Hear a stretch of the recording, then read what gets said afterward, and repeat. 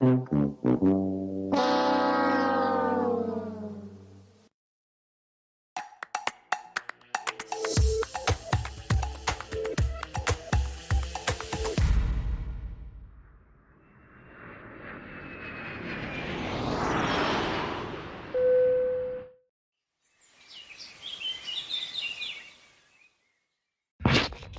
we are heading out from Sudbury towards Sault Ste. This is the most famous landmark of Sudbury. It's called the Big Nickel.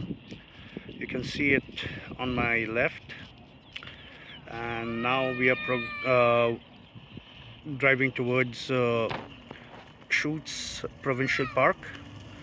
I hope it's open because I've been getting different information from different sources. Some say it's been temporarily closed, the other says it's open from 10 a.m. So we'll go there and see. It's about a 45-minute drive from here, so we'll go there and we'll catch you there. See ya.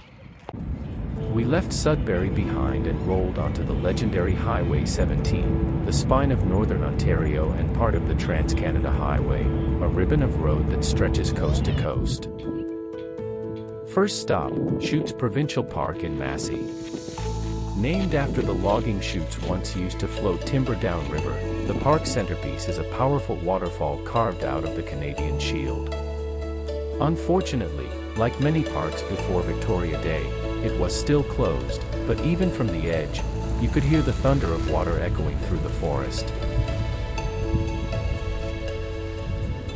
We left Shoots Provincial Park behind and hit the road toward the quiet shores of the Spanish Municipal Marina, a scenic drive through classic northern Ontario backroads, where the trees stretch tall and the silence runs deep. In the town of Spanish, we took a peaceful pause at the Municipal Marina. Overlooking the mouth of the Spanish River, this small marina opens up to the north channel of Lake Huron, a waterway once traveled by Ojibwe canoes, for traders, and later, settlers. Today, it's a calm gateway for boaters and anglers, but even in spring, the stillness is a kind of beauty all its own.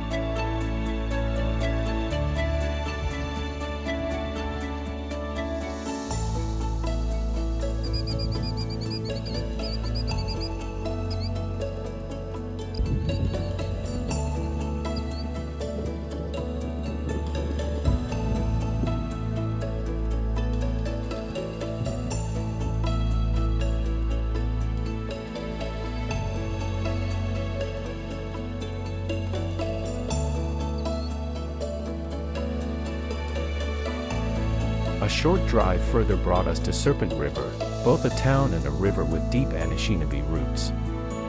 At the Serpent River trading post, we stepped into a space filled with indigenous artistry, handmade moccasins, beaded jewelry, and dream catchers that carry stories of land, spirit, and survival.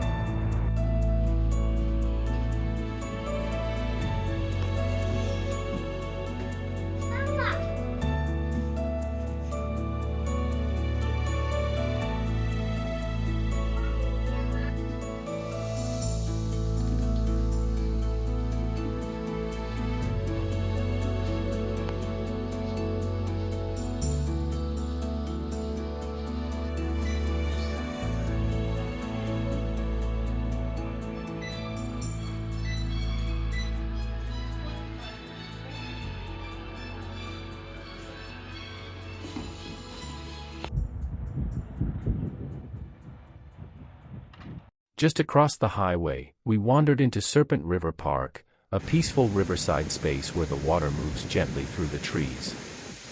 There's a stillness here that feels ancient. The park, with its small footbridge, picnic tables, and wide sky, offers a place to reflect on the journey, on the land, and on the history that flows beneath it all. This river, once part of traditional trade and travel routes, still carries a quiet energy, and today, it connects communities in ways just as meaningful.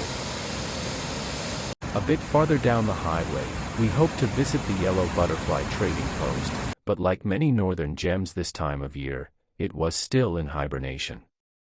A good reminder, the north moves at its own rhythm, and sometimes, you just have to go with the flow. After soaking in the spirit of Serpent River, our next stop was a well-earned lunch at Pier 17 Restaurant, a hidden gem right off the highway. With cozy wood-paneled interiors and a view that stretched out toward the water, it was the kind of place where time slows down. We refueled with some classic northern comfort food, crisp fries, hearty sandwiches, and homemade pie that tasted like someone's grandmother was still in the kitchen. After days of snacks in the car, this was the real deal. It wasn't just the food, it was the warmth of a roadside restaurant that seen generations of travelers pass through. A pause that filled both our stomachs and our spirits before we continued west.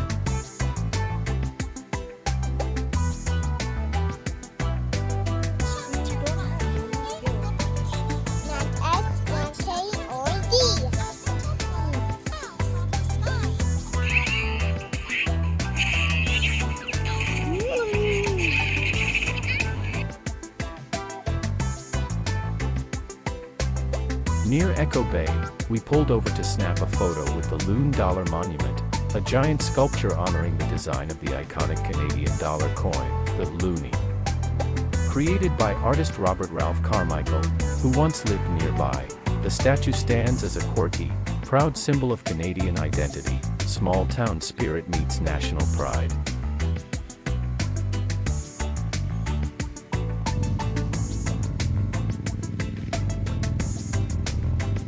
By evening, we arrived in Sault Ste. Marie, one of Ontario's oldest settlements in a city shaped by water, the mighty St. Mary's River, the Sioux Locks, and the Great Lakes that surround it. We strolled the harbor front, watching the sky shift colors above the bridge to Michigan, feeling the pulse of history in every ripple.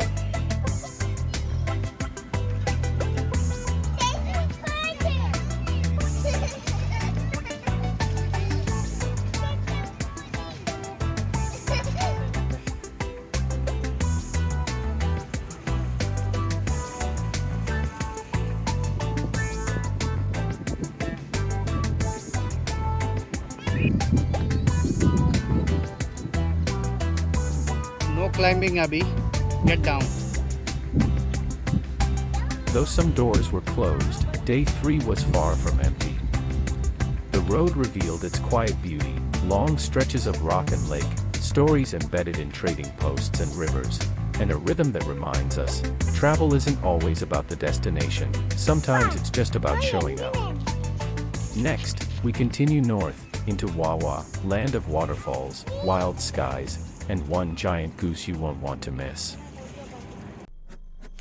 Please like, share, and subscribe to our channel.